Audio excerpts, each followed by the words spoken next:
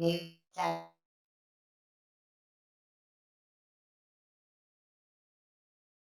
everyone, it's Andy Tech from Check New Tech, and today I've got an exciting unboxing video for you.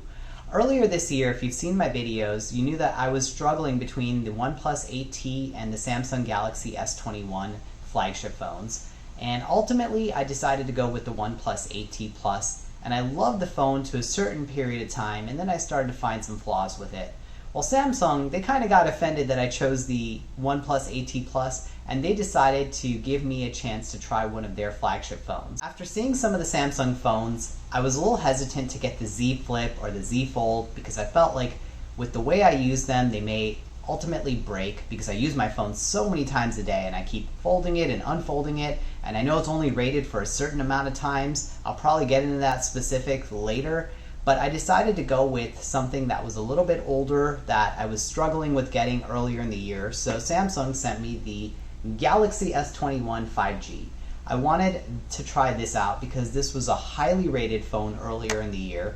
It had some cool features. They brought back a full version of Samsung DeX, which allows you to use your phone on your desktop wirelessly, unlike the older phones where you had to plug it into a cable. And it added some really cool features. So if you have a Galaxy Watch, you could actually charge it on the back of the phone. Unfortunately, the Samsung marketing team decided not to put the specs on the back of the phone this year, which is really odd. So I pulled them up here so we could just take a look at some of the highlights. So it was released January of this year. It has a 6.2-inch screen. It has a 1080 by 2400 resolution, which is really nice, a bit nicer than the OnePlus 8T Plus. And it has a 421 ppi density.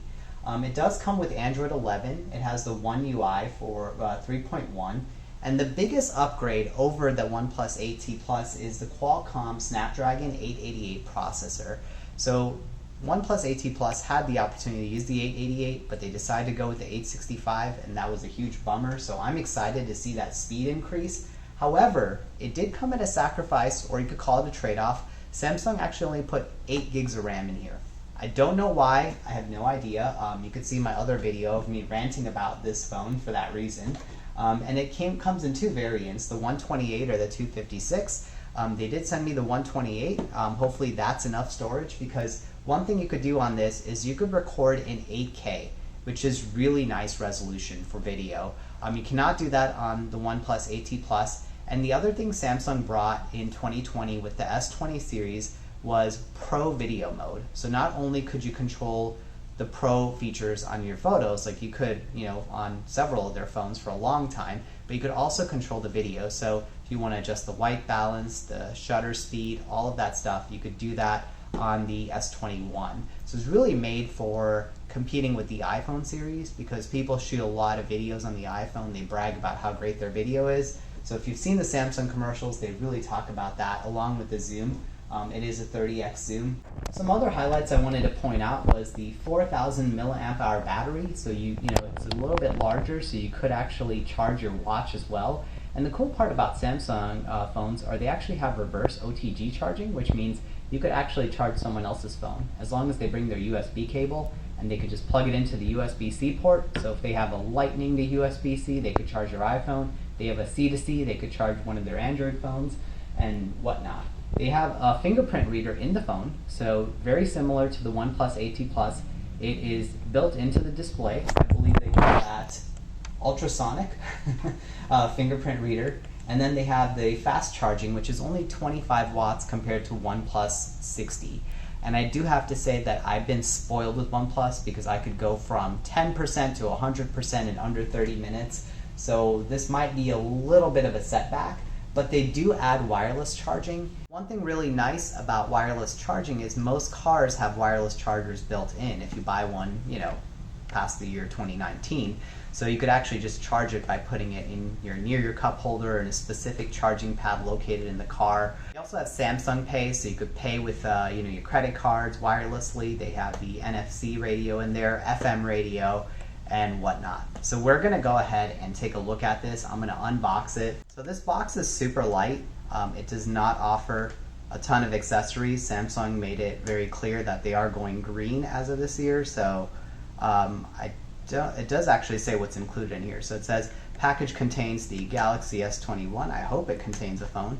a USB cable and a quick reference guide and terms and conditions. Alright, now that I've cut the seals, I'm going to officially open this and take a look at everything for the first time with you. So here is the Samsung protector for the phone. I guess the outer protector. They do make it nice. So this is the rose gold and lavender variant of the phone. Now we're going to look at what else they include besides the phone. So in here, there's a SIM eject tool latched onto the back. And inside here, we have some papers. The first one's the quick reference guide. This is an introduction to the Samsung S21 series. It points out the display, the intelligent battery, terms and conditions. By the way, the Snapdragon 888, I heard it actually is very good with battery usage. So unlike the OnePlus, which started to drain battery really fast, hopefully they'll fix that with the 888.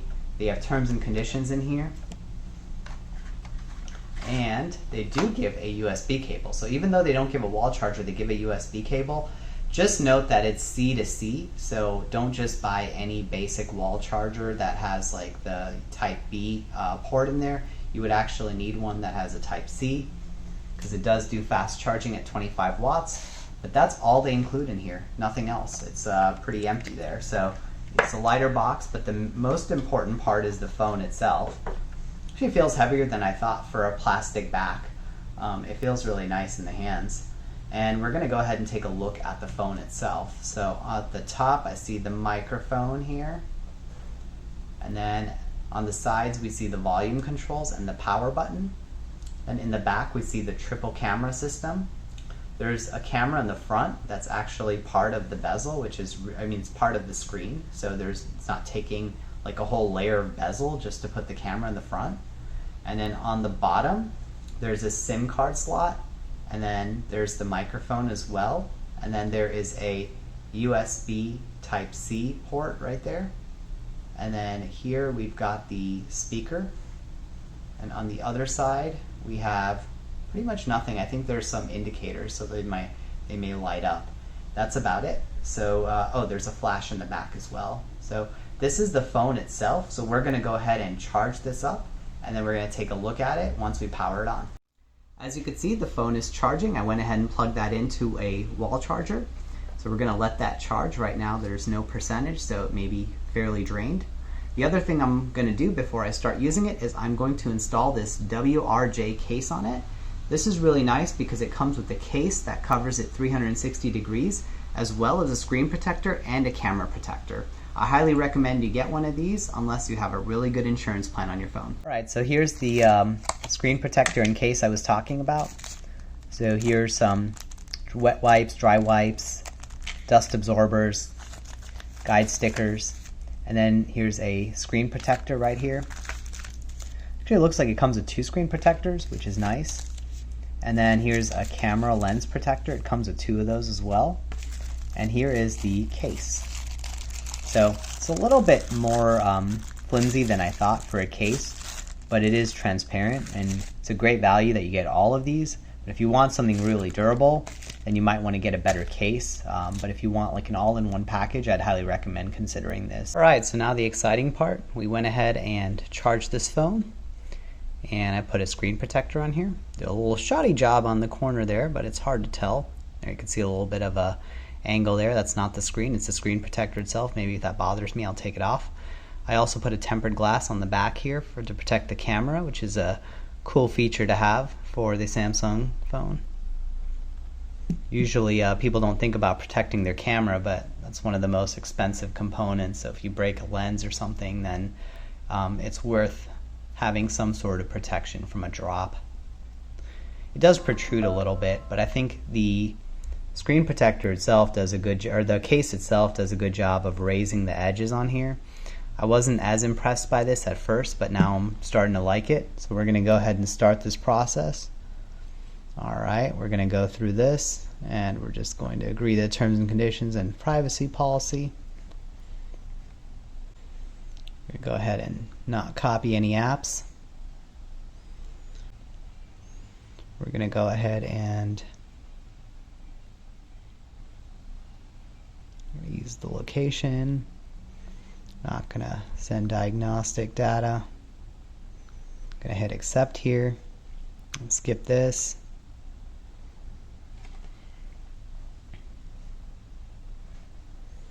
Alright, we'll skip the Samsung account. Alright, we'll hit finish. Alright, we are all set up. Reminds me of my old school Galaxy phones. But it's not a bad thing. I like the screen resolution. It's really nice, and the refresh rate's great. This is an AMOLED screen. And here you can see some of the pre-installed apps. So you do have a few Samsung apps here. You've got Global Goals, you've got Samsung Free, you've got the Samsung Pay, Samsung Notes here. But not a ton of bloatware. I'm actually surprised. The One UI is actually pretty smooth sailing. I like the refresh rate. I'm surprised to see these buttons on the bottom because they're doing gesture recognition, so I am surprised that we still have the home button here, but maybe that's something Samsung wanted to keep. I'm sure it's a simple fix if we go to the settings. But overall, this is the initial setup of the phone. So I'm going to use this as my daily driver, take some pictures, video, and I'll report back to you with my findings and what I think about this phone as a feasible phone to consider for the year 2021 going into 2022. Check, new, check.